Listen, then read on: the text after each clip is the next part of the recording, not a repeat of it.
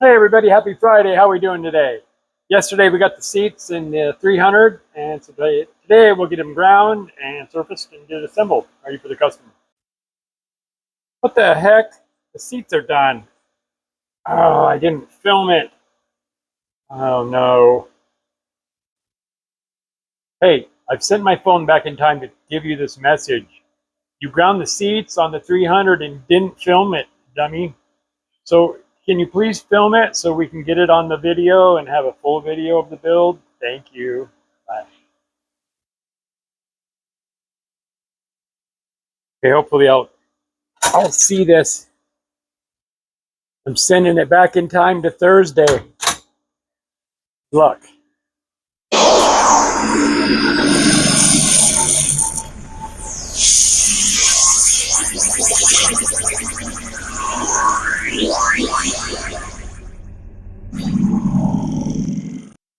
David, did you play with the time machine? The time machine's activated. The heck? My phone's in here. How? Press play. How is my phone in there? But it's me. Hey, I've sent my phone back in time to give you this message. You ground the seats on the 300 and didn't film it, dummy. I'm getting ready to... So, can you please film it so we can get it on the video and have a full video of the build? Thank you. I'm getting ready to grind them now. Wow. I'm gonna film it. Okay. Okay, I'm gonna get these seats roughed in, the 45s, and then we'll check the height of the exhaust because we put seats in them.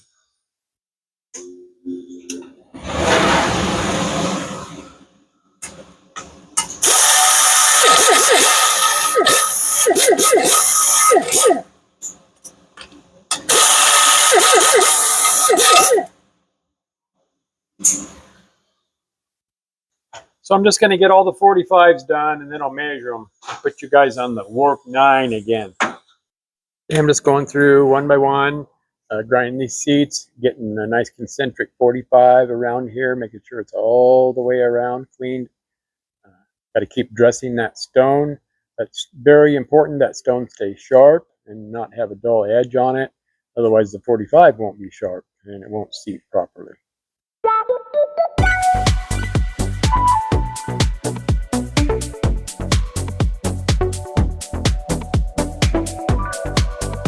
Now I got to measure and make sure we're at our minimum height. Get the size here somewhere.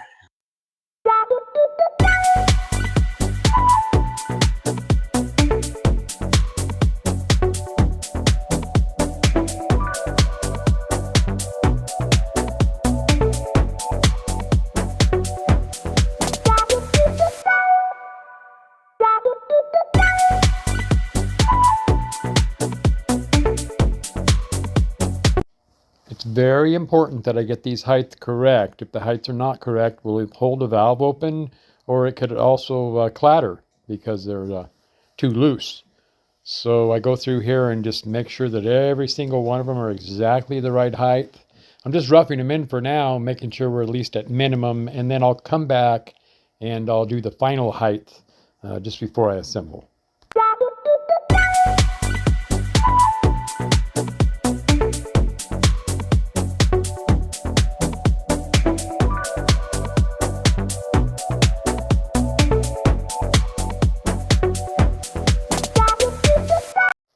These 3 exhaust seats on the end weren't quite deep enough. I'm lowering them by about 5 thousandths to get them to the minimum that I want.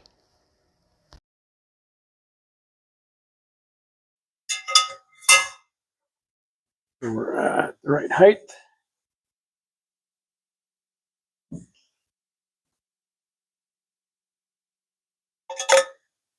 Good.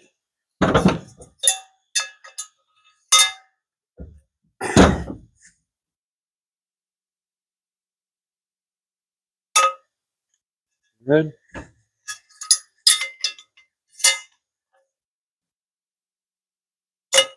They're good. So now we can get the intakes, the 45s laid in, and we'll spray some graphite. Now I'm going back and I'm doing the intakes. There again, hitting them with the 45, going all the way across, making sure it's all the way around, looks nice and clean. Here again, we got to keep that stone sharp, got to dress it, get a nice finish on there for them. Now I'm spraying it with our secret sauce, getting rid of all the dust particles, blowing it off real well, and then I'm going to lay down the dry graphite so that I can see how to cut the 30 and the 60 angles.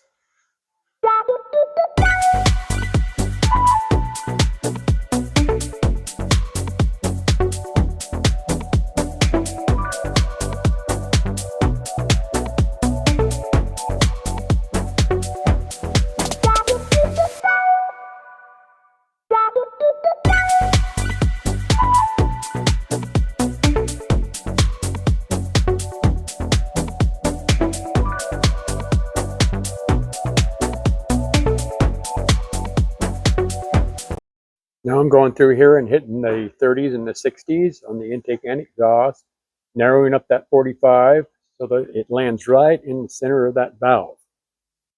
How about some music now?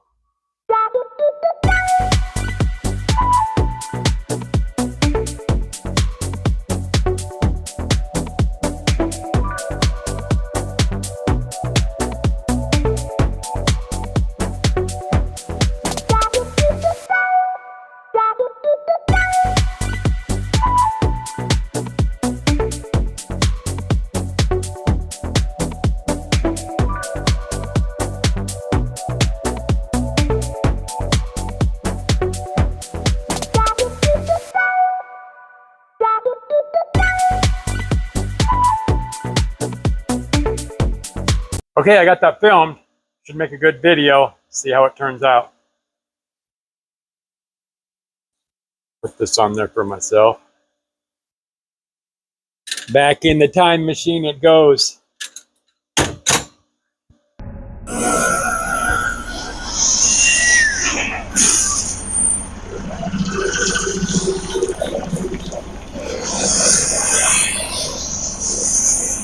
Literally, it's been about 10 seconds, but I already know because of time travel. Yep. I think I left myself a note even. Let's see what it says. Okay, I got that filmed. Should make a good video. See how it turns out. Wow, that's cool. So I'm going to check the stem height on these.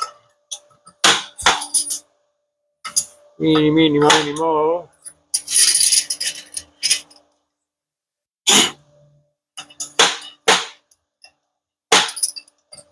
All new valves, brand new valves. Just because.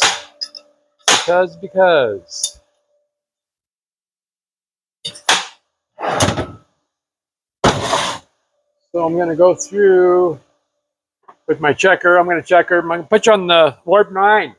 So hang on. You guys, are you still dizzy from that time travel, or did that work out okay for you? I hope it did. I'm going through here, measuring them one by one. The stem height from the factory is supposed to be 1.831 to 1.861. I'm going to set these at 1.845, which is about the middle, so it should work well there.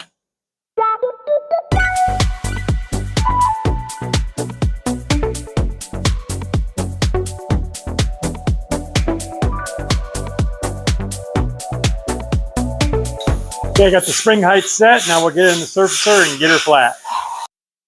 So I'm getting ready to surface this 340 head in that dirty machine. Why don't somebody come wash it? I don't think so. So we have two different cutters here. We have one for cast iron and one for aluminum. We have a aluminum cutter called a PCD, which stands for polycrystalline diamond.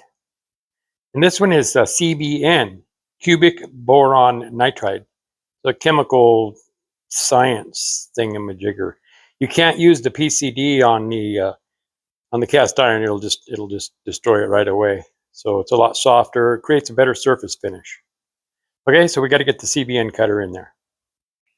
I thought I'd pick this up and show it to you since I just had it sitting there. It's just a little tiny little, it's smaller than a dime.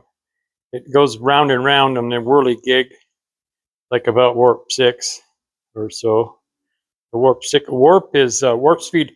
Warp 1 is the speed of light. Does anyone know what the speed of light is? Well, it's 186,000 miles a second. Yeah, a second. That's pretty damn fast. So that's spinning at warp 6, which is 186,000 times 6 times. Well, nobody could figure out what that is. So let's get it surfaced. You guys have seen me level this before, so I'm going to put you back on hyperlapse. Don't get sick.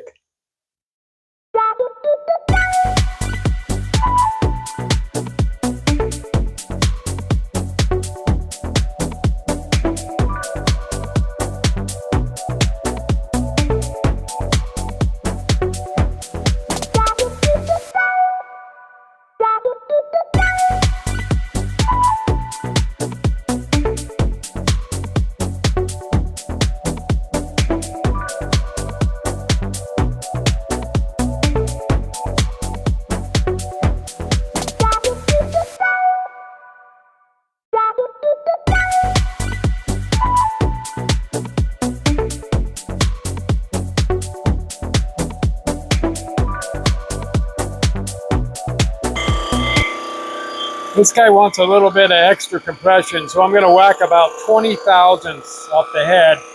That'll raise it about a half of a compression point for him.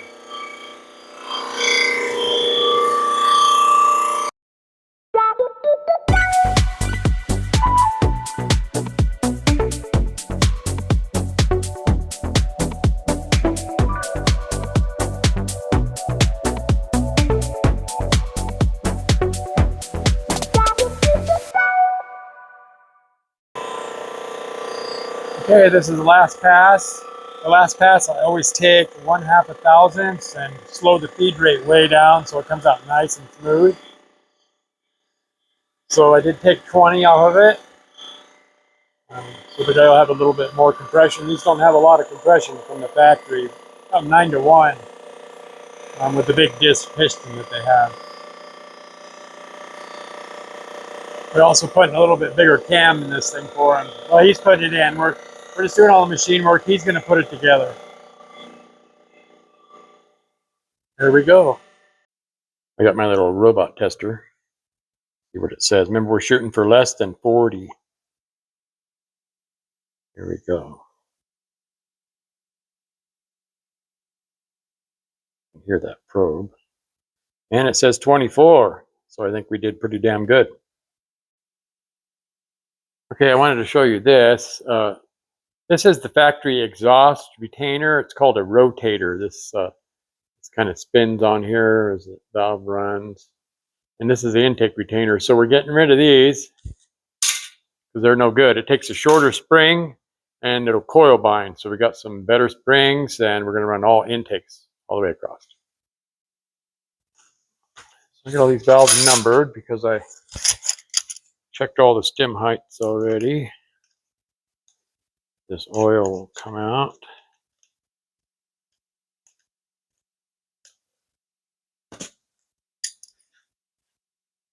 Make sure which end of the head we're working on here.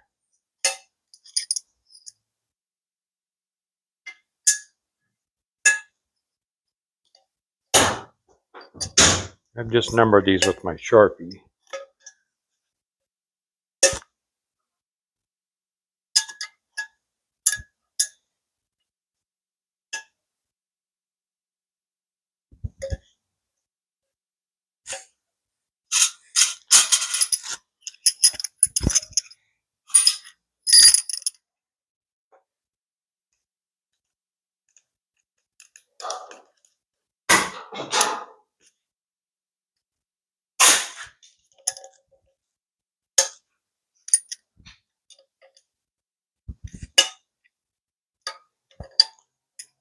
You take your head to a machine shop somewhere and get it built, and if it's this style head where you can look down the valve tips, have a look down the valve tips just with your eye. They should all be the same height, or else they didn't do something right. This is a non-adjustable valve train on here, so all of the height's got to be set correctly. Put a little bit of oil on the spring seat to hang on to my shim.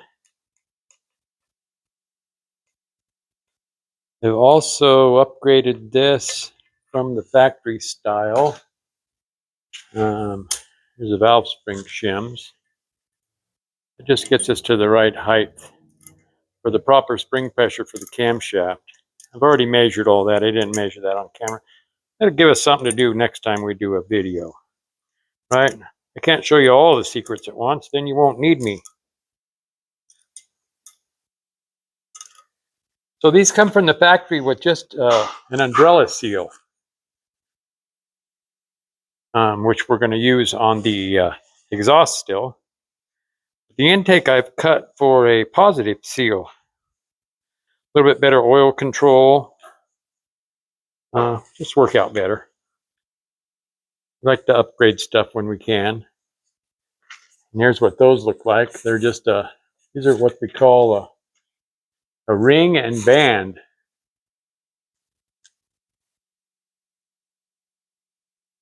And they actually hang on to the valve guide. And the valve goes up and down in it, where the other ones, the umbrella seal, the orange ones, they ride up and down with the valve. And they make special tools for putting these on. I got a socket. This 9/16 socket. I got it upside down, tapping it on the 3/8 side. Okay.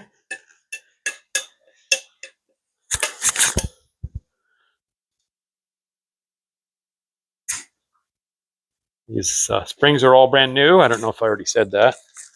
Maybe I did.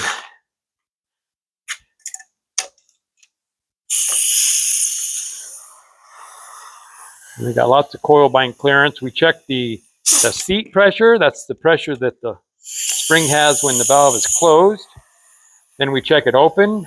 And then we also check it for coil bind. We got to make sure that the coils don't bind, don't hang up on each other at full lift. Throwing keepers around.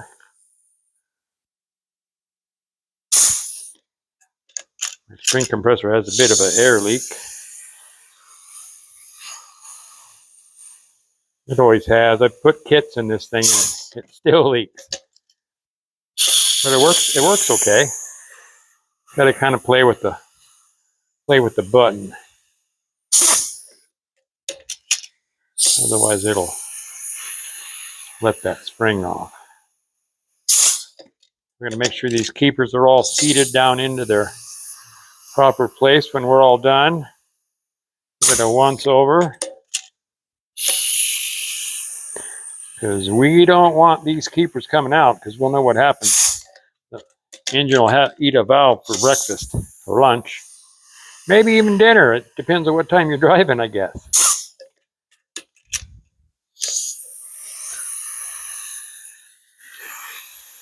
Hey, you can tell all your friends that you actually time traveled today. Tell them I took you on a little time traveling adventure. You went back a day and then back forward back here to Friday again. I don't know, was it scary? I don't know. I hope not. Okay, we got all the springs on. Now we'll get a plug in the end of it, heat tab, and stamp it with our stamp. Here we go. Came out beautiful as always, huh? Sure, the customer is going to be very, very happy. They always are.